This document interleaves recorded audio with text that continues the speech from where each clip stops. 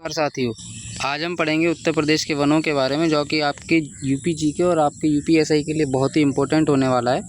तो चलिए शुरू करते हैं। सबसे पहले वनों के प्रकार से। वन जो है 3 प्रकार के हैं। सबसे पहला है उत्तर प्रदेश में उष्णकटिबंधीय आर्द्र पर्णपाती वन, जिसमें जो भावर एवं तराई क्षेत्र में पाए जाते हैं। दूसरे हैं उष्णकटिबंधीय शुष्क पर्णपाती वन, जो आपके गंगा यमुना दोआब और मैदानी क्षेत्र में पाया जाता है। तीसरा है उष्णकटिबंधीय कटीली झाड़ियाँ, जो आपका बुंदेलखंड और पठारी क्षेत्र में पाए जाते हैं। हम देखेंगे इनमें कौन कौन से पेड़ पाए जाते हैं। आर्द्र पर्णपाती वनों में आपका साल, बेर, गूलर, पलास, महुआ, सेमल, आंवला, जामुन, बांस, बेंत, सागौन, चीड़ आदि वन पाए जाते हैं। दूसरा शुष्क पर्णपाती वनों में आपका नीम, पीपल, शीशम, जामुन, अमलतास, बेल, अंजीर, इमली, बबूल और महुआ, ये वन पाए जाते हैं, ये पेड़ पाए जाते हैं। तीसरा कटीली झाड़ियों में आपका अकेशिया, लेगुमेस, यूफरबियास, कीकड़, फुलाई, कत्था, कक्को, धामन, रेउंझा और नीम के पेड़ पाए जाते हैं। अब कुछ अदर फैक्ट देख लेते हैं। सबसे पहले इसमें प्रदेश में वन महोत्सव सप्ताह 1 जुलाई से 7 जुलाई तक मनाया जाता है, जिसकी शुरुआत 1952 से हुई थी। वन महोत्सव सप्ताह की शुरुआत 1 जुलाई से 7 जुलाई के बीच में जो मनाया जाता है, उसकी शुरुआत 1952 से हुई थी। और वन महोत्सव का जो सूक्त वाक्य यानी कि मूल आधार है, वो है वृक्ष का अर्थ जल है, जल का अर्थ रोटी है और रोटी ही जीवन है। प्रदेश की वन नीति के बारे में बात करते हैं। पहली नीति 1952 में आई थी, दूसरी 1988 में, और जो अभी हाल ही में चल रही है वो 2017 की नीति चल रही है। उत्तर प्रदेश की पहली वन नीति 1952, दूसरी 1988, जो अभी चल रही है वो 2017 वाली चल रही है। आगे बढ़ते हैं। उत्तर प्रदेश वन निगम की स्थापना 25 नवंबर 1974 को हुई थी, जो उत्तर प्रदेश में अधिनियम आया था 1974 में, उसके द्वारा। उत्तर प्रदेश इको टूरिज्म जो पॉलिसी है वो 2014 में आई थी। उत्तर प्रदेश वन विभाग की स्थापना 1855 में हुई थी। उत्तर प्रदेश प्रदूषण नियंत्रण बोर्ड की स्थापना 3 फरवरी 1975 को की गई थी। सोनभद्र के बेलत्ती ग्राम को प्रदेश का पहला ग्राम वन घोषित किया गया है। अब वनों से संबंधित महत्वपूर्ण कार्यक्रम एवं योजनाएं देख लेते हैं। इसमें सबसे पहला है सामाजिक वानिकी योजना, जो आपकी 1979 में आई थी।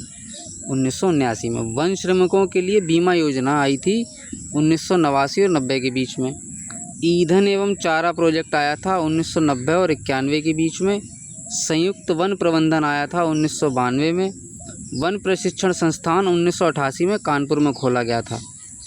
राज्य वन अनुसंधान प्रयोगशाला 1970 में कानपुर में खोली गई थी। 1993 में इसका नाम बदलकर कर दिया गया था राज्य वन अनुसंधान संस्थान। भारतीय वन अनुसंधान शाला देहरादून में है, उत्तराखंड में। उत्तर प्रदेश के वनों को 1935 में राजकीय संपत्ति घोषित किया गया था। ऑपरेशन ग्रीन योजना आई थी 1 जुलाई 2000 में, और ऑपरेशन ग्रीन आया था 2007 से 2008 के बीच में। ग्रीन यूपी क्लीन यूपी जो योजना आई थी वो 7 नवंबर 2015 में आया था। इसमें आपके शहरों का, जितने भी शहर हैं यूपी के, उनके अंदर हरित पट्टी का विकास किया जाना था, यानी उनके अंदर पेड़ पौधे वगैरह लगाए जाने थे सड़कों के किनारे ज़्यादातर। फिर है सघन वृक्षारोपण कार्यक्रम, ये 2005 से 6 के बीच में आया था। अगला है सहभागी वन प्रबंधन एवं निर्धनता उन्मूलन परियोजना, ये 2008 और 9 में आई थी। फिर है वृक्ष बंधु पुरस्कार योजना, ये आपकी 2007 और 8 में आई थी। अब वनों पर आधारित प्रमुख उद्योग देख लेते हैं। ये बेंत, फर्नीचर, कत्था, माचिस और प्लाईवुड, इनका काम आपका होता है बरेली, नजीबाबाद और ज्वालापुर में ज़्यादातर। कागज़ का कारखाना कहाँ पर है? सहारनपुर में है। खेल का सामान कहाँ मिलता है? मेरठ में मिलता है। बीड़ी बनाने का कारखाना है। चीनी मिट्टी के खिलौने कहाँ ज़्यादा मिलते हैं? मिर्ज़ापुर, झांसी, सहारनपुर और बरेली। लकड़ी के खिलौने कहाँ ज़्यादा मिलते हैं? सोनभद्र और वाराणसी में। अब वनों से होने वाले लाभ पढ़ लेते हैं। बिरोजा या बैरोजा और तारपीन के तेल की प्राप्ति चीड़ वृक्ष के राल से होती है। कत्था की प्राप्ति खैर वृक्ष से होती है। बेंत एवं बाँस का उपयोग मुख्यतः कागज़ उद्योग के कच्चे माल के रूप में किया जाता है। बीड़ी बनाने हेतु तेंदू वृक्ष के पत्तों का उपयोग किया जाता है। रेलवे लाइन के स्लीपरों और इमारती लकड़ी के रूप में सबसे ज़्यादा साल, चीड़, देवदार, सागौन आदि वृक्षों का उपयोग किया जाता है। तराई क्षेत्र में कुछ औषधीय वृक्ष पाए जाते हैं, जिनका नाम सबसे पहले सर्पगंधा रोवोल्फिया सर्पेंटाइना, ये आपका नींद में या पागलपन की कोई बीमारी है या हाइपरटेंशन की कोई बीमारी है, हाई बीपी की, उसमें ये सबसे ज़्यादा काम आता है। दूसरा है बनपशा, जिसे कहते हैं बायोला सर्पेंस। तीसरा हिमालयन मई सेब पोडोफिल्म, और पापड़ा या वन ककड़ी जिसे कहते हैं हेक्साड्रम, ये आपके तराई क्षेत्र में पाए जाते हैं। अब हम पढ़ेंगे उत्तर प्रदेश की वन स्थिति रिपोर्ट के बारे में, जो ISFR यानी इंडिया स्टेट फॉरेस्ट रिजर्व 2023 में ये आपकी जारी की गई थी। 2025 की अभी तक नहीं आई है, हर 2 साल में आती है। अभी 2023 वाली चल रही है, उससे पहले आई थी 2021 वाली, और ये आएगी तो दिसंबर के आसपास आती है, 2025 या 26 के दिसंबर में आएगी। फ़िलहाल आपकी यही काम करेगी। तो उत्तर प्रदेश वन स्थिति रिपोर्ट 2023 के हिसाब से कुल वन आवरण उत्तर प्रदेश का है 15,045 किलोमीटर स्क्वायर, जो कि उत्तर प्रदेश के कुल भौगोलिक क्षेत्रफल का 6.24% है। अगर बात करें 2021 की तुलना में वृद्धि कितनी हुई है, तो 118.43 किलोमीटर स्क्वायर की वृद्धि की गई है पिछली बार से इस बार तक, यानी 2021 से 2023 के बीच में 118.43 किलोमीटर स्क्वायर क्षेत्र बढ़ गया है वनावरण का। वनावरण में सर्वाधिक वृद्धि देखी गई झांसी में, जो कि 34.79 किलोमीटर स्क्वायर है, यानी यहाँ पर इतना एरिया बढ़ गया है वनों का। और सर्वाधिक कमी कहाँ हुई, वो लखीमपुर खीरी में हुई, यहाँ पर 27.66 किलोमीटर स्क्वायर एरिया कम हो चुका है। उत्तर प्रदेश में वनों के प्रकार का क्रम देखिए, 3 प्रकार के वन पाए जाते हैं। पहला है अत्यंत सघन वन यानी वेरी डेंस फॉरेस्ट, फिर है सामान्य सघन वन यानी मॉडरेटली डेंस फॉरेस्ट, और फिर है खुले वन यानी ओपन फॉरेस्ट। सबसे कम अत्यंत सघन वन है ये हैं 1.12%, उससे ज़्यादा है 1.66% आपके MDF यानी सामान्य सघन वन, और सबसे ज़्यादा है आपके खुले वन यानी 3.46%। इनकी परसेंट याद कर लीजिएगा, परसेंट पूछ लेता है कभी कभी, मैचिंग के लिए आ जाता है कि VDF इतना है, MDF इतना है, OF इतना है, इनसे मैच करो, मैचिंग में आ जाती है, इसलिए इनकी परसेंटेज ज़रूर याद रखिएगा। अब बात कर लेते हैं इनमें सबसे ज़्यादा। देखिए अत्यंत सघन वन में सबसे ज़्यादा अत्यंत सघन वन कहाँ पाए जाते हैं, लखीमपुर खीरी में, खीरा लिखा हुआ है माफ़ कीजिएगा, लखीमपुर खीरी में अत्यंत सघन वन सबसे ज़्यादा पाए जाते हैं 805.14 किलोमीटर स्क्वायर में, और सबसे कम पाए जाते हैं कुशीनगर में 0.07 किलोमीटर स्क्वायर। ये 21 ज़िलों में है, VDF 21 ज़िलों में है, 54 ज़िलों में ये नहीं है। अगर सामान्य सघन वन यानी कि MDF की बात की जाए तो सबसे ज़्यादा सोनभद्र में पाए जाते हैं 927.26 किलोमीटर स्क्वायर।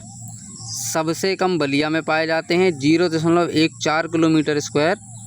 कन्नौज में MDF है ही नहीं बिल्कुल भी, और ना ही VDF है। कन्नौज एक ऐसा ज़िला है जहाँ पर ना MDF वन है ना ही VDF वन है। अब बात कर लेते हैं खुले वन की, तो खुले वन जो हैं सबसे ज़्यादा आपके सोनभद्र में पाए जाते हैं 1340.11 किलोमीटर स्क्वायर, और सबसे कम पाए जाते हैं ये भदोही में, संत रविदास नगर 4.94 किलोमीटर स्क्वायर। अब झाड़ियों की बात कर लेते हैं। उत्तर प्रदेश में कुल 639.51 किलोमीटर स्क्वायर में झाड़ियाँ हैं, जिसमें सबसे अधिक झाड़ियाँ आपकी झांसी में है 66.79 किलोमीटर स्क्वायर में, और सबसे कम अमेठी में यानी 0.01 किलोमीटर स्क्वायर में। 18 ज़िलों में झाड़ियाँ ही नहीं हैं, उत्तर प्रदेश के 18 ज़िलों में झाड़ियाँ हैं ही नहीं। अगला है इसमें वनाग्नि श्रेणियाँ। देखिए वनाग्नि श्रेणियाँ वो एरिया होता है जहाँ पर आग लगने की संभावना सबसे ज़्यादा होती है। तो सबसे ज़्यादा संभावना वाला है 0.68%। उसके बाद है very highly fire prone area यानी कि 7.63% है ये। हाईली फायर प्रोन एरिया है आपका 15.87%। मॉडरेटली फायर प्रोन एरिया है आपका 13.24%। लेस फायर प्रोन एरिया है आपका 62.58%। देखिए आप ज़्यादा याद मत रखिए, पहला और लास्ट वाला याद कर लो, अगर पूछेगा तो इन्हीं में से पूछ लेगा। सबसे ज़्यादा एक्सट्रीमली वाला 0.68, और सबसे कम जहाँ आग लगने का चांस होंगे वहाँ पर 62.58, ये पूछ लेगा। आग की घटनाओं के बारे में बात की जाए अगर, तो सबसे ज़्यादा लखीमपुर खीरी में होती हैं, उसके बाद होती हैं बलरामपुर में, और उसके बाद आता है महाराजगंज। यानी सबसे ज़्यादा लखीमपुर खीरी, उससे कम बलरामपुर और उससे कम महाराजगंज। पहाड़ी ज़िलों की संख्या 0 है हमारे यहाँ। पहाड़ी ज़िले बिल्कुल नहीं हैं, 0 हैं, क्योंकि जितने थे सब उत्तराखंड में चले गए। 13 ज़िले थे, आदिवासी ज़िला जो है वो एक ही है, पूरे यूपी में आदिवासी ज़िला एक ही है, वो है सोनभद्र। इसके बाद उत्तर प्रदेश में शुद्ध रोपण क्षेत्र की बात की जाए तो वो है 68.45%। अब बात करते हैं वनावरण में सर्वाधिक क्षेत्रफल के हिसाब से, सर्वाधिक प्रतिशत के हिसाब से, और सबसे कम और सबसे ज़्यादा दोनों देखेंगे। देखिए अब जो हम पढ़ने वाले हैं वो एग्जामिनर का फेवरेट सेक्शन है। यहाँ से सवाल बनता ही बनता है। अगर वो वन स्थिति रिपोर्ट में सवाल 2 पूछेगा तो 1 यहाँ से पक्का देगा।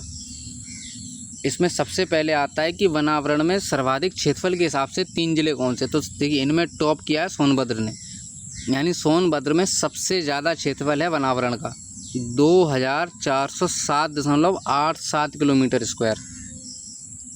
और अगर प्रतिशत में पूछा जाए तो प्रतिशत में भी सोनभद्र है, 34.87%। उसके बाद यहाँ सोनभद्र में खीरी पड़ता है और यहाँ पड़ता है मिर्ज़ापुर, सर्वाधिक क्षेत्रफल के हिसाब से। सबसे पहला सोनभद्र, फिर खीरी और फिर है मिर्ज़ापुर। प्रतिशत के हिसाब से देखा जाए तो सबसे ज़्यादा सोनभद्र में, उसके बाद चंदौली में और उसके बाद है श्रावस्ती में। चंदौली में 21.63, श्रावस्ती में 20.95। अब वनावरण में सबसे कम क्षेत्रफल के देख लेते हैं, क्षेत्रफल और प्रतिशत दोनों। भदोही ये सबसे कम है, सबसे लास्ट आया है, सेकंड लास्ट आया है मऊ और थर्ड लास्ट आया है संभल। यानी अगर सबसे ज़्यादा पूछा जाए तो सोनभद्र और सबसे कम पूछा जाए तो भदोही। भदोही में है 5.22 किलोमीटर स्क्वायर, मऊ में है आपका 11.37 किलोमीटर स्क्वायर, संभल में आपका 12.47 किलोमीटर स्क्वायर। यही प्रतिशत में पूछा जाए तो प्रतिशत में संभल में सबसे कम है 0.50%, भदोही में 0.51% और मैनपुरी में 0.63%। मैनपुरी परसेंट में तीसरे नंबर पे आता है। पहले नंबर परसेंट पूछेगा तो आप बताएंगे संभल, और एरिया के हिसाब से पूछेगा तो बताएंगे भदोही। सबसे ज़्यादा एरिया के हिसाब से पूछेगा तो सोनभद्र, और परसेंटेज के हिसाब से पूछेगा तो भी सोनभद्र। अब आगे बढ़ते हैं। अब देखेंगे सर्वाधिक झाड़ी वाले ज़िले और सर्वाधिक कम झाड़ी वाले ज़िले। सबसे ज़्यादा झाड़ियाँ झांसी में है 66.79 किलोमीटर स्क्वायर, उससे कम आगरा में है 63.42 किलोमीटर स्क्वायर, और उससे कम है महोबा में 60.55 किलोमीटर स्क्वायर। सबसे कम देखा जाए तो झाड़ियाँ अमेठी में है 0.01%, 0.01 किलोमीटर स्क्वायर। उससे ज़्यादा सुल्तानपुर में 0.03 किलोमीटर स्क्वायर, और उससे ज़्यादा है कासगंज में 0.11 किलोमीटर स्क्वायर, यानी कि लगभग 100 मीटर में झाड़ी है अमेठी में। इससे ज़्यादा तो हमारे यहाँ पर फुलवारी उगी हुई है जितनी यहाँ पे झाड़ियाँ हैं। खैर, तो अगर सबसे कम आपसे पूछा जाए तो आप बताएंगे अमेठी, और सबसे ज़्यादा पूछा जाए तो आप बताएंगे झांसी। झांसी में सबसे ज़्यादा झाड़ियाँ हैं और अमेठी में सबसे कम झाड़ियाँ हैं। उसके बाद सर्वाधिक वृद्धि किस ज़िले ने दर्ज की है, वो भी आपकी झांसी ने दर्ज की है। 34.79 किलोमीटर स्क्वायर की वृद्धि हुई है सर्वाधिक झांसी में।